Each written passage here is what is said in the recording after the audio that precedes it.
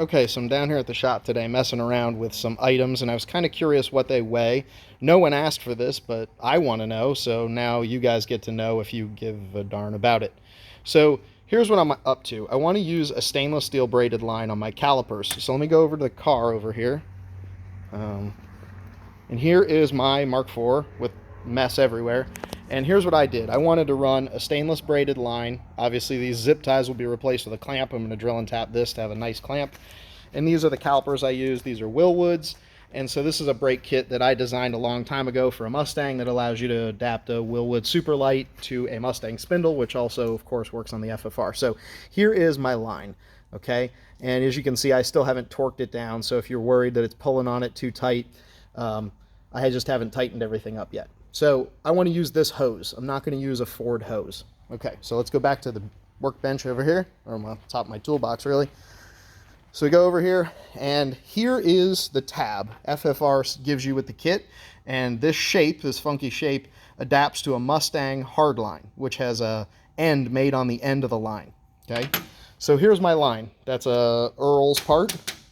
And originally, I was going to buy a fitting. This is a Russell fitting, in case anybody wants to know. And it's part number 640591. So it adapts a Mustang shape fitting that would fit this bracket, fit the Factory 5 bracket. Well, if I put it all the way in there. And retain it. And then it would allow you to use a clip to retain it, like a Ford regular clip. And it would allow you to go from 45-degree inverted flare to -3 AN male. So that would allow you to use a stainless hose without some sort of other adapter. This is just a 45-degree inverted flare tube nut, the regular tube nut that would screw into this. And I have it here so I can do a fair weight comparison. So when you go to AN, so this is 37 AN on one end and 37 AN on the other. AN, when it connects to a metal line, uses a nut, and it uses a backup flare nut, or I guess we could call it a ferrule, that slides over the tube and it backs up the seat, because AN fittings are typically 37-degree single flare. So in order to give enough strength to the joint, it uses this backup ferrule. Okay, so I have this little carbon fiber tab I made, which was part of my goal to save some weight, and this is retained with an aluminum nut. They could be stainless, but I chose an aluminum one. So let's go ahead and put these on the scale. So this is my $30 gram scale that I used to use for weighing epoxy, that I weigh parts on, and I've made tons of financially ruining decisions based on the information given to me by this not so great instrument.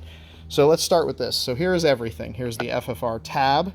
Here is the adapter fitting you would use. Here's the clip that retains it, and the fluid line fitting. So everything to get from the metal pipe to the flexible line, including the mounting, is here. So we're 82 grams, so heavier than you might think. Okay. So let me take these away. I'll replace it with the carbon tab, the aluminum nut, the bulkhead fitting, and the necessary fittings to adapt the steel line, or in my case, NICAP. 36 grams. So while that may not sound like a whole heck of a lot, there are 4 of these on the car, one on each corner, and 4 of these assemblies saves 0.4 pounds on the total weight of the car. Is that a lot?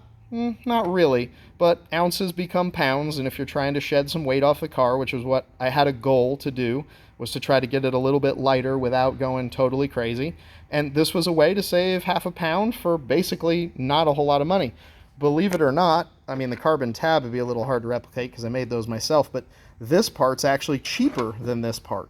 The hose costs the same, so if you choose to go this route, you'll save a little bit of weight in the process.